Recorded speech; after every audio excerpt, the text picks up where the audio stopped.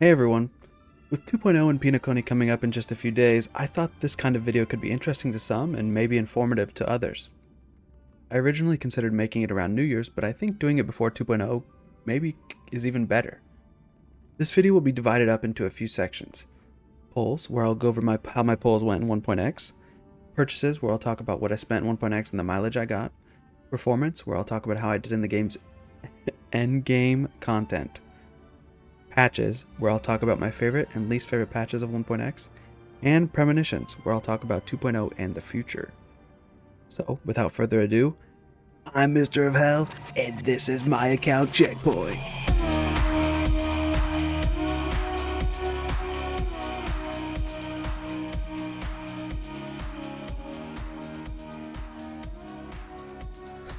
Psych.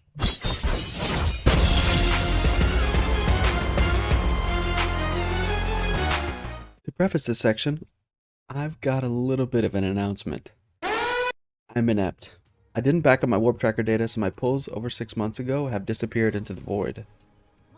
Now that that's out of the way, I think I've been quite lucky in 1.x.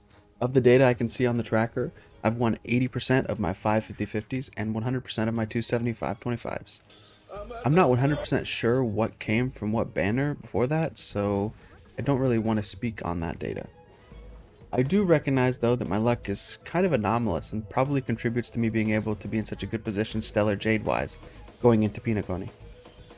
Now onto the banners. In 1.0 I of course pulled on Zila's banner, and I think that was of course a good decision starting off a new gacha game. I think maybe after I got her I continued to pull and I lost a 50/50, but I'm not 100% sure on that as I don't have the data. Next came Jingyuan, and I didn't pull for him early on. He seemed quite strong to me at that point, but I do think he kind of fell off a few patches later. However, I think he's good. Especially with the follow-up relic set, and that's helped him regain some lost ground. And with his place of, how he fares in the meta, of course, I still don't think he doesn't measure up to probably Dan Heng, IL, or Jingliu, but he's definitely not bad. 1.1, there's Silver Wolf, and I think she was a good idea to pull. She went well with Zila, as she could implant Quantum for her relatively reliably. I think it's around this time that everyone kind of got the idea that maybe Silver Wolf would be good to pull for like a Quantum team, because since she is Quantum, if you have a team of all Quantum, it will always be Quantum implant, so it's a team that you could probably use in any situation, more or less. Now we move on to the banners that I didn't pull for quite a while, and that kind of definitely affected the strength of my account going into the middle patches. Luocha. I really like Luocha and his character. I mean, I think he's pretty cool, and I think his voice actor does a great job. I'm an English dub person, so... but also I know his Japanese is good too. I can't speak on the Chinese, but I really like the English dub voice actor, his performance. It's really good. I recently did the Jingliu companion quest, and I really liked his delivery. So I didn't pull him, and that kind of hamstrung my account. I didn't have any healers. I had only Natasha until Lynx and Fushuen at the second half of 1.3. So yeah, it's hard to get anything done. I guess I did have Japard, but I'd never really built them out all the way. I guess I could have done better, but I don't know. It didn't really appeal to me to really build them. Blade. I ended up pulling Blade, but I ended up not pulling Blade, sorry. But I did pull from a little bit, but then I ended up getting Japard at like 20 something pity, so yeah, I just stopped then. After I lost the 50/50 and just waited. Kafka, I pulled a little bit on her banner, but I didn't go all the way until pity. I was saving for Fushuen, so I also didn't pull for Dan Heng. I don't really regret not pulling for Dan Heng, but he is obviously really strong. But I don't really think he would have fit into the teams I ended up building, so maybe I would have picked to run a different team at that point. But I don't think it's that big of a deal.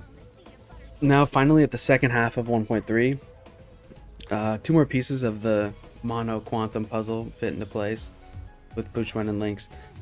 Of course, you don't need to use both of them, but it was finally the time when it was possible to run 4 quantum units on the same team. They could all be contributing to the break. So I pulled for both of them. And I tried doing that a little bit with 4 quantum units. It was okay. It was okay, but not optimal, obviously, because you don't have the rolls. The rolls are not appropriate with 2 sustain units in there. You don't need 2 sustain units for most content. But I did pull for E1 Fushuen, and with her base kit giving 12% crit rate, and then the E1 giving 30% crit damage, she's like a pseudo offensive support. So that's really nice. Plus, she just makes the whole game so much more comfortable. Now 1.4. Jingliu, probably, I don't know. Maybe she's probably the strongest character meta-wise that I skipped. She obviously is super strong. Her kit has so much stats just baked into it with a ton of attack and 50% crit rate or something. I believe it's 50-50. I believe it's 50, sorry, 50% crit rate. So I didn't pull for her, and then because I was waiting for Topaz. And I also went kind of hard on Topaz banner. It was the first time I've ever actually pulled on a light cone. So I pulled her 150-50, and then I got her light cone. I used her for a while as kind of a hyper carry because I didn't really have anyone else to go with her. I guess I kind of had her Herda, but I don't know, not the best for most content. And then I didn't have Clara, who's also a follow-up attacker. I just didn't really have follow-up attackers unless you count, I guess, Yensing, but I don't really count him. He wouldn't really fit that well with her. I don't know. Maybe I just didn't want to use him. So at that point when I pulled Topaz, I really liked her, so from then on I started building a team around her, I guess. So then we go to 1.5, and the first banner was Huohuo's banner. In Star Rail, I'm normally very prepared for every banner, but as you can see by the dates, her banner started on the 15th, I believe, and I didn't end up pulling till the 24th. So it was it's not last minute, obviously. It lasts 3 weeks, and I only waited 9 days, but it was like a late decision. I don't know exactly why. Maybe it's because I realized that she would be a lot better than Lynx. Because she provides some offensive power to your team with giving like 40% attack and like, what is it? It's like 25% energy, 20% energy. So I thought that'd be really good. And I'm not sure if at this point I was decided on running dual DPS, but if I was, that was smart because obviously Huohuo fits really well in a team of dual DPS, which I eventually ended up running. And I didn't pull at the second half of 1.5 for Argenti, even though he's fabulous. I still haven't done his companion quest, honestly. And then 1.6 hit, and Ron May was revealed to be a very good support for double DPS, giving damage, penetration, as well as damage percent to the whole team. And obviously she also has break extension and more break damage. So I pulled for her, and luckily 150-50. And finally, La Pièce de Résistance. Dr. Ratio graced us with his presence, and I didn't even have to pull for him because the devs were gracious enough to give him to us. So I pulled for his light cone, and I was lucky enough to win that. So that concludes 1.x, and at this point I mostly depend on 2 teams. Zilla, the mono quantum team with Zilla, Silver Wolf, and then I guess like the third slot is kind of rotating. Sometimes I use QQ, which is a bad idea, and it's really bad, doesn't work at all. I don't know why I ever tried it. Besides that, Bronya and Pella are good, depending on what weaknesses the enemy has. And then Fushuen. And then the second team is Topaz, Dr. Ratio, Ranmei, and Huohuo. Now to purchases, and I swear I didn't wail out too hard. I've bought $100 worth of Jade. That's every pack besides the $100 pack I bought once for the top up bonus. And then I bought 6 battle passes at $10 each, and one time I bought the big battle pass for $20. And then I bought 10 supply passes pretty much every time I've refreshed mine. So that might not be exact. I might be messing up some counting, or I didn't go back in a credit card history or anything. I'm just kind of estimating based on the release date of the game. So that should be around $230 total. And for the Battle Pass Light Cone, I pretty much pick the QQ one every time. I have it at S5. I also picked the Harmony one time, and I think the Abundance one time. So I guess that does add up to 7. So maybe I counted correctly. If there's one thing that Star Rail doesn't have a shortage of, it's interludes. So what's one more?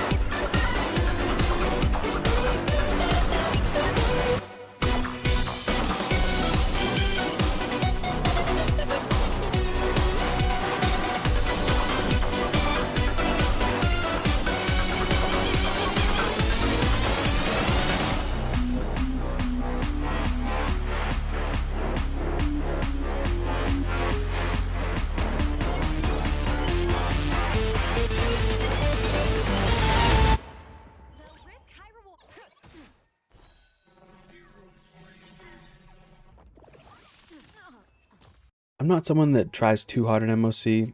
If I don't feel like it's well within my ability to relatively easily max star it, I don't brute force it. So I don't think I really started max starring it till Dr. Ratio came out. So I know that that's really recent and I should have been doing it a lot earlier probably. But who knows with my roster how easy that would have been if I did decide to brute force it. Not having Jingliu or Danheng Imbiber Lune. I don't know. It's a moot point at this point, but in terms of MoC, my quantum team is quite a bit slower.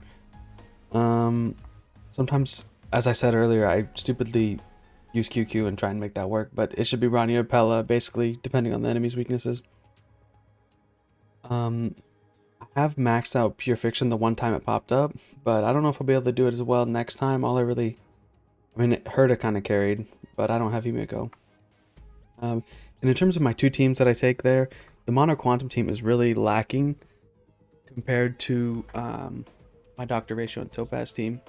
So hopefully with Sparkle, that team will get a lot better. I think it will. Now on to the patches. I think a lot of people would agree that 1.0 is probably the most magical patch when the game's all brand new, you're trying to figure stuff out. It was really great. I've caught myself having nostalgia for like the start of the game. I think one time, maybe more times. But after that, in terms of the best quality patch, I think I'd have to go with 1.6 because Golden Gears is just such a big thing. The seclusion zone's a pretty decent area. The boss had a really good OST, Scarabuz, I believe is his name. The cat cakes were good, but it was kind of a short event, but it was still cool, and hopefully those little guys they stay in the community's, the forefront of the community's mind for memes and art and stuff, because they're always cute. Ron May and Dr. Ratio got a lot of screen time, so that was good, and both of them are complex characters that people try and understand, so it gives people something to think about. As for my least favorite patch, or I guess maybe the worst patch, I don't know. I think I'll mention both 1.1 and 1.2. 1.1 had the Great Museum event, but besides that, it didn't really have anything. It didn't even have any Trailblaze mission. So right when the game started, for the first big patch to not give you any new story content, I don't know. I personally wonder if many people quit during that time where there was no story progression.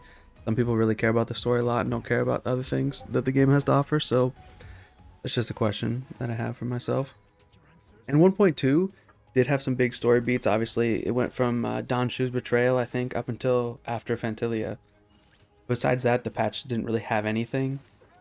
Tales of the Fantastic was a good event in terms of its combat, but I felt like the filler parts kind of detracted from that.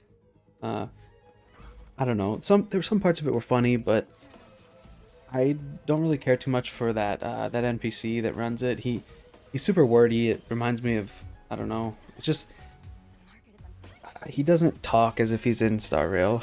He's like so verbose. I don't know. Premonitions. Hoyoverse, I'm sure everyone's seen. Hoyoverse has been doing a crazy amount of marketing for PENACONY. There's been so many different promotional materials they've put out, all sorts of different art styles of animation, from music videos to old style animation. They even had like some PhDs on there talking about, I assume, Dreams. I didn't watch that one yet. I probably should, but it's crazy how much they're putting into it. So I think a lot of people found, okay, I can't speak for a lot of people, but I know some people from what I've read found the story in the Luofu to be a bit leaving something to be desired. So I'm hoping maybe we get a different type. I mean, I didn't mind it too much, but I hope we get a good story. I mean, obviously everyone hopes that, but maybe a different kind of story. I kind of wonder, maybe the Luofu story was designed when, I mean, really early in development. Who knows how long ago they made PENACONY? That could have been like, they could have been making it when the game came out and after they'd already been getting some feedback from the start of the game. Who knows? Who knows if their philosophy will be different in the story? But I'm excited for it. I'm excited to pull for Sparkle in the second half so the Mono Quantum team can flourish, hopefully, and actually be Mono Quantum. Not that that's that big of a deal, but she looks to be a crazy support, especially for Zilla. And speaking of Sparkle, I thought I'd just show some of my relics I have ready for her.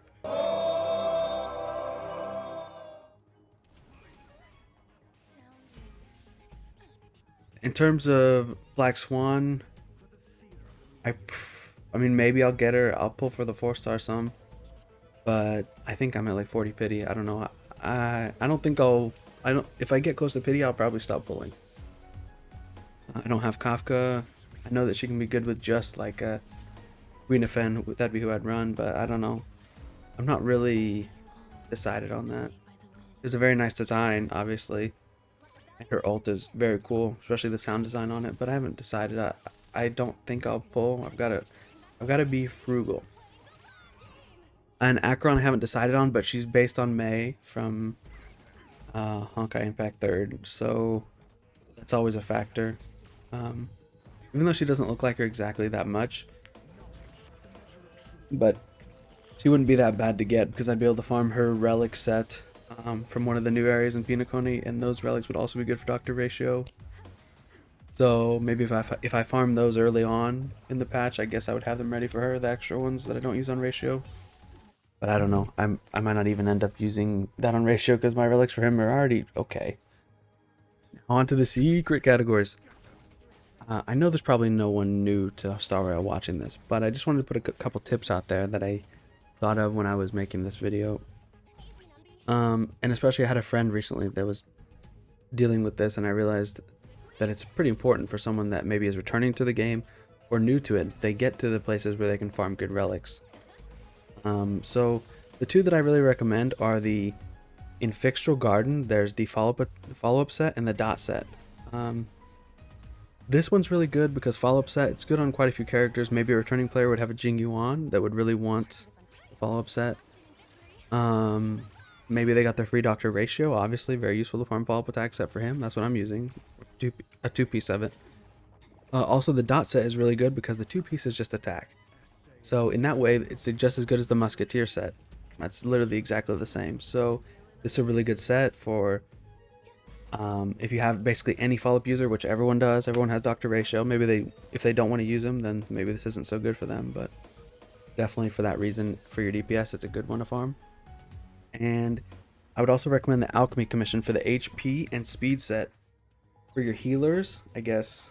I mean, maybe not Japard. He's not a healer, but most sustains will want can use the HP set.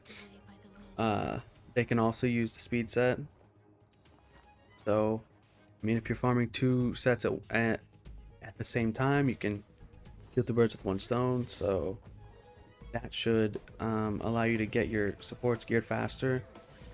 Obviously, you wouldn't use HP set on like an offensive support, but for a sustain, you use HP set, like using 2 HP, 2 speed on. I think that's what I'm using on Fushuen, and it's been doing fine for me. Now, finally, I just wanted to mention a piece of media that I really liked this year that I stumbled upon. Obviously, there's a million people that are doing crazy art for Star Rail, but there was this one video I really liked by a person named Asphyxia. Their channel on YouTube recently got banned. I don't really know anything about the circumstances of that, but the video is still pinned on their Twitter. The video is called "It's Blade Over," and it's just a classic Jujutsu Kaisen Star Rail edit, and it's about Blade and Yensing. I find it hilarious. So I guess I'll put a link to that in the description. If you told me that you made it through this whole video, 20 minutes of me yapping, I would say I don't believe you, but I would also like to say thank you. I know I didn't quite get to cover everything that I should have. I probably should have gone into a little bit more detail about how I have my characters equipped, like what breakpoints I tried to hit on my characters' relics and everything like that, how I geared them up, also what tools I use. If I remember, I'll try to put them in the description. But I just want to say thank you for watching, and I hope we all enjoy PENACONY when it releases. I stream on Twitch sometimes at twitch.tv/Mr_of Hell. So if you want to watch there, I appreciate it. If not, well, you're not beholden to me, so it's not a big deal. Thanks for watching.